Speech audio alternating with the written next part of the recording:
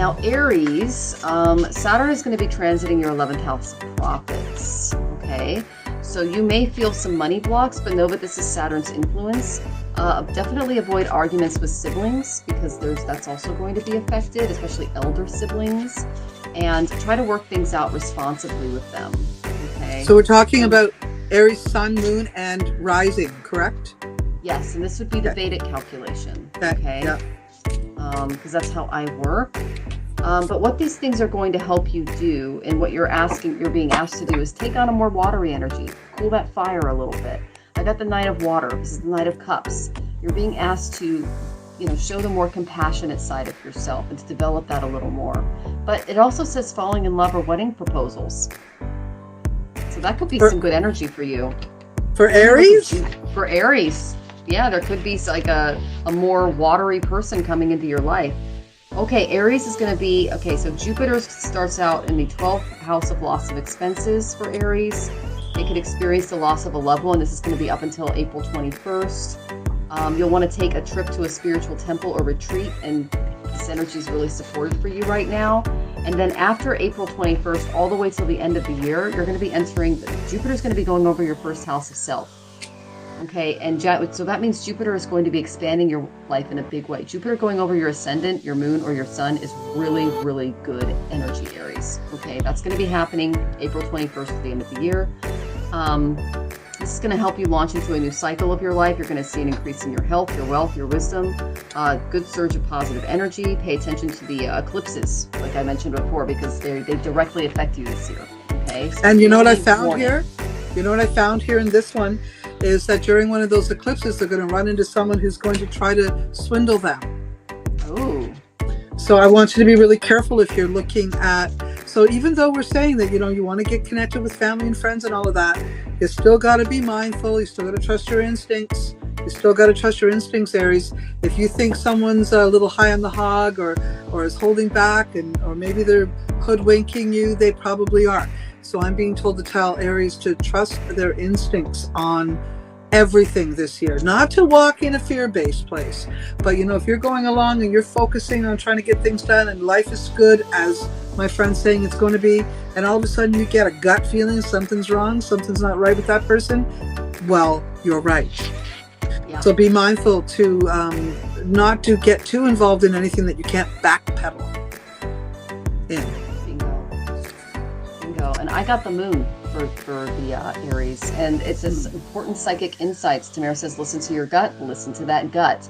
Events behind the scenes, there's going to be stuff going on behind your back that you don't know about, like she probably pulled the Seven of Swords there. And then releasing fears that are holding you back is going to be the way to power through this. Something that also really popped out to me is there's a wolf and a dog in here. Okay, so this is a good trust your friends. Trust your friends, trust your family who are talking to you. If one of your friends or family say, I don't know if I like that person, listen. Listen to it, because I think that's the key. Sometimes your friends or your family don't like somebody that you bring into your life. Let's say it's a boyfriend or a girlfriend and they don't like them, and you just you ignore them, and then a year later you're like, God, I wish I had listened to my family, because my family knows, right? So this is one of those times you want to listen to your family. Okay, don't slough them off. What they're saying has value. Listen up, because they are seeing past the red, what is it, the rose-colored glasses. They're seeing past the rose-colored glasses. They can see through Neptune's deception. Yeah. And that's really good advice, because Rahu, the North Node, has a very Neptunian energy, and he's going through Aries right now. So that's the energy you're picking up on. Mm-hmm. Wow. Yeah, to be very careful. But it does look like Aries is going to couple up. I did take another look here, and I do see the possibilities of relationships. Now, this isn't just what I see isn't just a love affair, but those Aries that have been sitting around quietly in their homes for all of COVID time are going to finally step out, find girlfriends, find friends, just genuinely good friends to communicate and talk to. Maybe sit and play cards, go for a walk, go hiking, whatever. Sit and gossip, for goodness sakes, because Aries doesn't mind that. Aries likes to be in the know. Yep. And you might be romanticizing the past a little bit. So someone from the past may try to come back in, because I did pull the Six of Water. This could also bring about issues regarding children and relationships, because you have to remember that the eclipses are occurring on your axis this year, Aries, and so you will be directly affected by this energy. So it's important to kind of, there you go. You know what I got here? And this is a hard one for Aries. They won't like this much, but they're going to be called out on anything they didn't do right over their past. Maybe they were crabby parents, or maybe they were, they weren't great children. Maybe they weren't very good to their parents. I don't know. They're going to be called out, though, and you're going to be called out by somebody's that you love, people that you love.